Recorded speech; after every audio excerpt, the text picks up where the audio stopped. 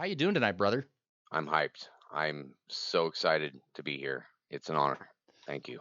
Well, here's to friends, here's to honor. If you can't come inner, come honor. Official houseboat policy. That was a hell of an intro, dude. I've been watching a lot of pro wrestling lately. Like for the last year, wrestling has pretty much been the only television that I've watched. Nice. Like I literally started the beginning of the Monday Night War. Or no, I started the first episode of Raw is War, and I think like 93. And it was insane to like watch the program like when WCW debuted Nitro and they were doing like a live show each and every week. It completely changed the way the WWF presented their shows. Like before, they would like Raw is War would be put together from matches taped at house shows, and the way that the storyline or anything sort of overarching was put together was through little promos that the wrestlers would do.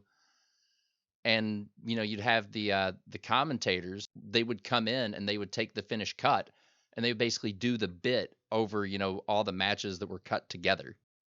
Yeah, I came up in the early days of wrestling. I'm a little older of the crowd, but like the old like I don't know what's the epitome of wrestling for me. I guess like Hulk Hogan, King Kong Bundy, cage match Oh, type shit. That's oh like hell kind yeah. of like that's like peak wrestling for me, I guess. Like Andre the Giant stuff. Like all the crazy characters. There was like a lot of people bitch about like the period when like 1995 to 1996 is an absolute insane year to watch the WWF because they had all those characters. You had a guy who was a tow truck driver by night and who was a wrestler by day, or vice versa. You had the big boss man who was a corrections officer but also a wrestler. Like you had all these different gimmicks and stuff. But as they started shifting more towards the going for quote unquote realism, making things feel more raw and more real, there's a period where we had, like, I fucking love this, where Bret Hart went from a rivalry with a man who dressed up like a king each and every week and his personal dentist. And what was his dentist's name? Fucking Isaac Yankem. So this dude was almost 7 feet Oh boy. tall. He's the same guy that went on to be Kane. But Okay. but Bret Hart went from this absolutely ridiculous fucking feud with Isaac Yankem and Jerry the King Lawler to what's still regarded as one of the best feuds of all time was his feud with Stone Cold. And Like that reminds me of like back in the day with like Razor Ramon. I mean, y'all just covered him, but Scott Hall, Razor Ramon. I got to get you, man. I'm gonna fuck you up, boy. I'm going for you. Who you think you messing with, Ese? Don't you Yeah. know I'm loco? And then when they started that NWO stuff, like I remember like being a kid and they did that, and it was like, what the hell is going on? They just like totally changed wrestling. Like, what the fuck? Like all of a sudden, like there's like these dark bad guys and like there's like these goth wrestlers like beating everybody's ass. It's like crazy times back then. well, that was one of the things that was so crazy about what Scott Hall and Diesel and even Shawn Michaels managed to do. They managed to be, even as heels, they were fucking cool. And it was, the first time that like the bad guys were cooler than the good guys. Like we were getting Mhm. bad guys that people liked more than the faces. And I mean, Yeah, you yeah, could see yeah. that like the NWO was just so much fucking cooler than pretty much anybody that WCW had when they debuted. Well, like in the early days of like WWF or whatever, the super early action figure days, it was more about like the crazy characters and stuff. But then like it kind of became less like wearing a costume and more about like the charisma. They started doing a little bit more of the talking stuff and the backstage interviews. I'm gonna crush you and all that stuff. Like it became more about that almost than the fights and the psychological destruction, right? Right. And And that's one of the things that, you talk about the differences between, Southern or, the more traditional style wrestling when the storyline was added on, to, to magnify what was happening in the ring to give it higher stakes. But then you have the stories, the way that Vince McMahon told them was that, you had the storyline that was going on outside of the ring.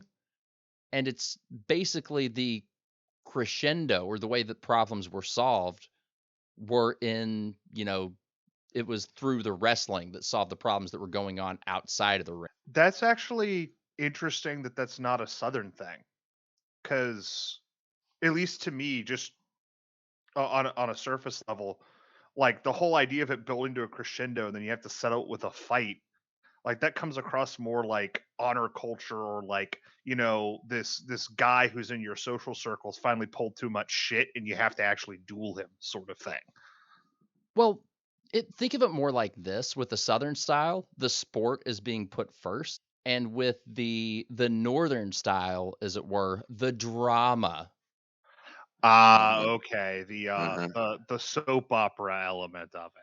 Right. Mhm. Yeah, because you mentioned the story and the stuff going on outside of the ring, and all I think back to is that those couple of episodes of Raw you had me watch, where they're literally having a ladder match for possession of the woman and her child. Sir, that was from SmackDown. It wasn't from Oh, Raw. Second, it wasn't for possession of the woman. What happened was Eddie Guerrero actually impregnated Rey Mysterio's wife, and Rey had been raising young Dominic Mysterio. And the ladder match was to decide who would get custody of Dominic. okay. The only other thing I remember there is a scene where they literally had like a full-on office desk in the ring. And that's probably something else entirely, but like they had the desk and office chairs almost like it was like a theater in the round rather than actual wrestling. It was really confusing. It often is, but you just have to go with it. Like right now, I'm before we started recording, I was halfway through the main event at the St. Valentine's Day Massacre 1999, which is a last man standing match between The Rock and Mankind, which talk about some good shit. The drama's high. Like, these two guys have just absolutely devastated each other like over the last few months.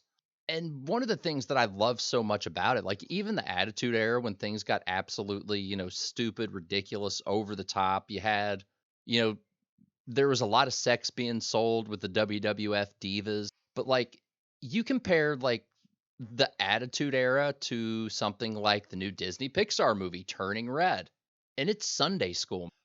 Oh, gee. Like, you compare it to, hell, basically anything that's on TV now.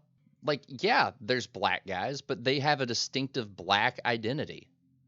Like, you can hear the wrestlers yelling at each other and talking shit and calling each other and stuff like that. There's all kind, like, you'll see rebel flags in the arena like it's no big deal. Multiple wrestlers have big Dixie rebel flag tattoos. And it's just from such a, it's so weird to see wrestling represent a much saner time in our culture. No kidding. Like, if you're looking for stuff to watch that just, you want to put something on that's a little bit engaging, like, go back and watch the Monday Night Wars. Or another good starting point is to watch the Scott Hall debut on WCW Nitro and go from there. I never did get over the loss of Surfer Sting, though. Classic Sting. Crow Sting was kind of cool or whatever, but I was never a goth kid. Yeah, that's one of the ones they changed all crazy, and we were like, "What? Like, Why is it all different now?" why Like back is then, yeah. why is Sting now the Crow? Right? Yeah. You forget if, you're just going off your memories, but it took him a couple of months to really get that makeup in a good place, because his makeup started out looking pretty fucking stupid. Like, they didn't do the entire face covering. It was kind of a painted, I guess almost Batman-esque mask where, his mouth wasn't Mhm. painted over. Like, you Mhm. go back and see like the original way they did Sting's makeup when he started becoming the Crow. It is, Yeah, him and Ultimate Warrior had kind of like a similar thing back in the day, yeah, and then like, yeah, you're right, turned him into the Crow. the Ultimate Warrior, dude. If you want your mind blown, like, I'm I'm 38. I watched wrestling, when I was pretty young because my cousins loved the Ultimate Warrior and the Hulkster and all that stuff. And I came back to it when I was probably like 13 or something. I know I was in middle school. And I thought the Ultimate Warrior was just like he made this return to Nitro pretty early in the Monday Night War, and I swear to God, dude, he goes on this 30-minute completely incoherent fucking tirade that I have like I know that I watched that Nitro because I remember multiple matches from it, but I heard that entire tirade again, I think last summer, and I was just like, what the fuck? Like, how much cocaine is this man on? I was gonna say that. Like, wasn't he like the most coked up of all? Like, out of all of them? He was, and he was also a terrible wrestler when it came to actually working inside the ring. And things like that stand out a lot more when you become an adult. You know, Vince McMahon always had a hard on for like the big, huge fucking dudes, like the absolute muscle bound freak shows. And then that steroid trial happened, and everybody started looking a whole lot more human. Like, you know, Bret Hart was, you know, big guy in good shape, but he wasn't like this shredded freak show the way that the Ultimate Warrior was back in his heyday. Yeah, the Ultimate Warrior looked like he was about to burst. Yeah, he was crazy. That guy was nuts, dude. Like, he would just like run around like all crazy and put on a big show, like not even wrestle sometimes, just like hooting and hollering and shit. I mean, Yeah. you mentioned stuff about like, you know, the big meathead, the what I, as an uneducated man, am simply going to call the Hulk Hogan style wrestler. Like, he's huge, he's got the big muscles, like he's the big strong dude. And I think about all the stuff you've shown me or had me watch and go and how my favorite wrestler is Mick Foley, who looks like he literally just got picked out of a bum fight that night. Like, you look at this dude and you're like, he does not look athletic in any of his roles. He does not look athletic in the slightest. Like, big old beer gut. He's got some arms, but he doesn't look like he works out a lot. He doesn't look jacked. But he just sells it. He sells it so well every single time. Dude, well, Like, you believe he's getting the shit kicked out of him when he gets the shit kicked out of him. like one of my favorite, like sort of more modern wrestlers is that guy I made you watch wrestle John Cena. And John Cena is like this huge, like absolute Adonis of a physical specimen. And Kevin Owens, he looks like a butterball who all of his genes have a fucking skull ring in him.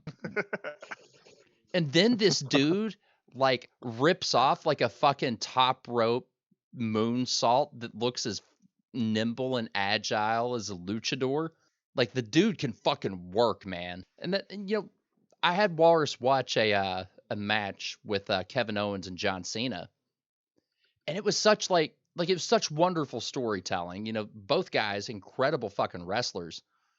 But it's the story. He came up through NXT, which is sort of the minor league WWF program.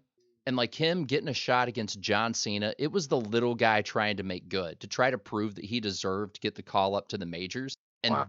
both men like give it absolute everything throughout the match. And Cena ends up, getting the win, getting the pin clean.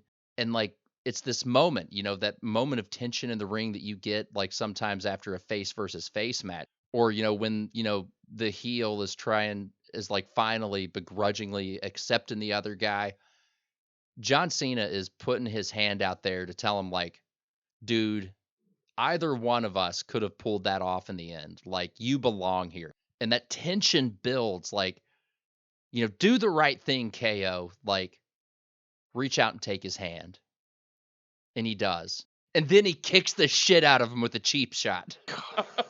Just like, yes! Like, now that's good storytelling. Like, now we have this guy he's proven that he's belonged, that he proved that he belongs in the big league. The absolute, the guy who fucking kept the company going for over 10 years, John Cena, he got to protect his reputation.